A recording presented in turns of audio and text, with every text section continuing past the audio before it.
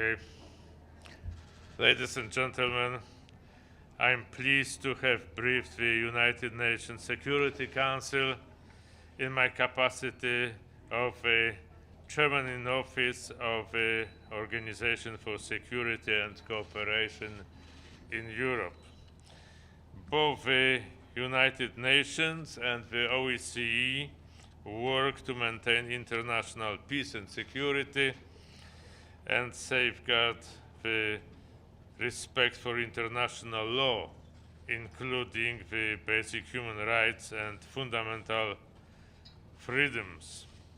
This is why they both condemned in the strongest terms the military aggression of Russia on Ukraine, indiscriminate attacks against civilians, shelling hospitals and schools is not only inhuman, it is nothing but a crime under international law. The OSCE Polish chairmanship is now facing a completely different reality than a month ago. The war in Ukraine has dominated its agenda almost completely. Russian aggression shakes the very foundation of the OSCE.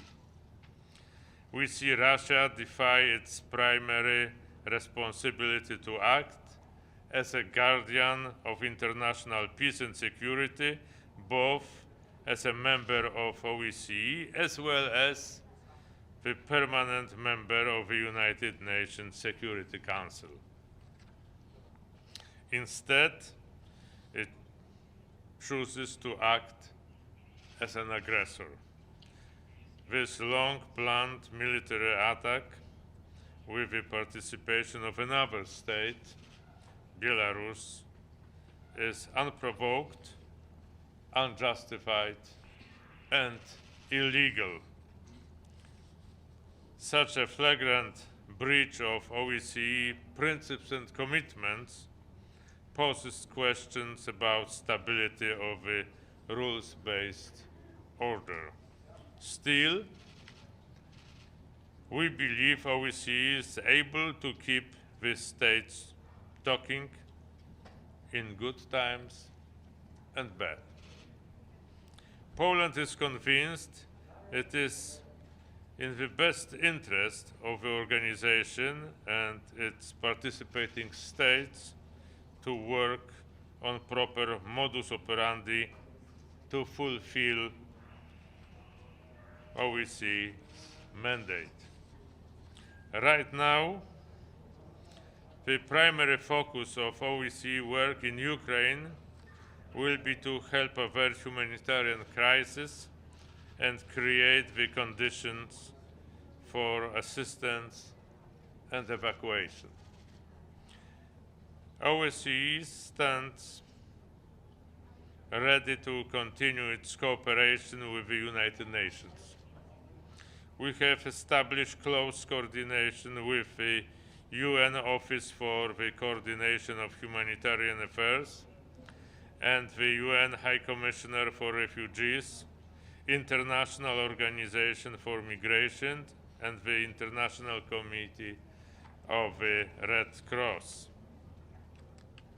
The OSCE welcomes any genuine effort that contributes to stopping the ongoing hostilities and can lead to finding a sustainable, peaceful solution. With that said, talk must be accompanied by actions. I reiterate the joint call I made with OSCE Secretary General Helga Schmidt on the very first day of the Russian aggression for the immediate cessation of all military activities. We call on Russia to stop the deplorable acts. We call on Russia to stop shelling civilians while attempts of evacuation. We call on Russia to stop shelling and dropping bombs on homes, hospitals, and streets full of innocent people, most of whom are children and women. We call on Russia to honor its international obligations and commitments. Any sustainable political solution must fully respect sovereignty, territorial integrity, and independence of Ukraine within its international recognized borders. Finally, we call on Russia to engage in a meaningful and substantial dialogue to seek a peaceful solution to the current crisis.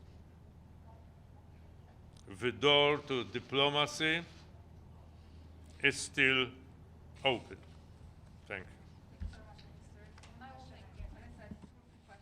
Thank you.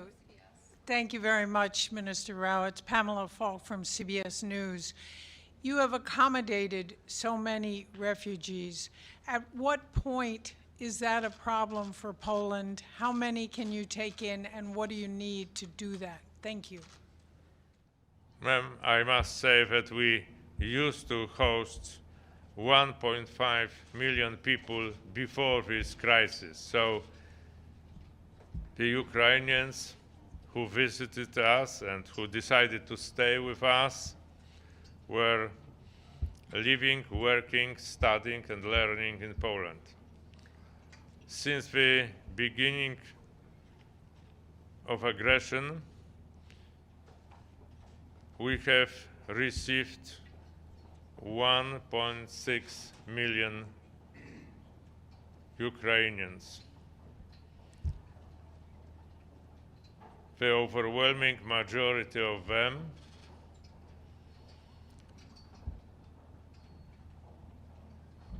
are in touch with their friends and relatives who already live in Poland. But the Polish government is assisting the help, spontaneous support of Polish society that is being extended to them. So we have just adopted the Bill of Law that gives all the privileges that we, the Polish citizens, enjoy in respect of healthcare, opportunities to learn and study in Polish schools and Polish universities, also the access to labor market, and also the opportunity to take part in our economic life, for example, by launching their own businesses in Poland. So all that indicates that we are ready to host a considerable number of our Ukrainian neighbors who are in need. But certainly no country can do anything like that on its own. So let me just tell you that when Europe went through the immigration crisis in 2015, the continent as a whole received less than 1 million immigrants. Now in Poland alone, we have already 1.6 million refugees of war. And think about other neighboring countries which accepted a smaller portion, but still a very considerable of this influx. So it's more than obvious that, as I said, there is no country in the world that can handle this kind of humanitarian crisis on its own.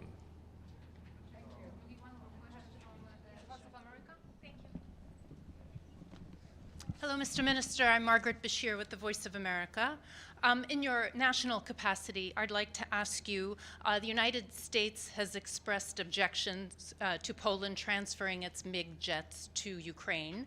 Ukraine is still asking for them. Have you been in touch with your Ukrainian counterpart to try and find a workaround to still deliver these jets? Is this still a possibility?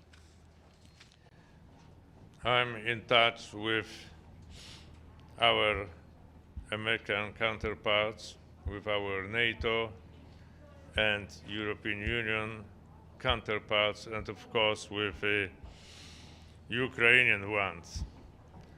As far as your question is concerned, I can only say that this kind of decision has to be made by the NATO alliance as a whole, but not one member state, because the impact of this kind of decision is going to affect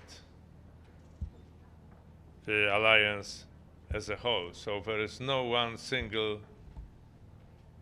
NATO member who could make this decision for the rest of the alliance. Thank you. Thank you very much. We'll conclude here. Thank you very much, Minister. And Thank you, ladies and gentlemen. Bye-bye.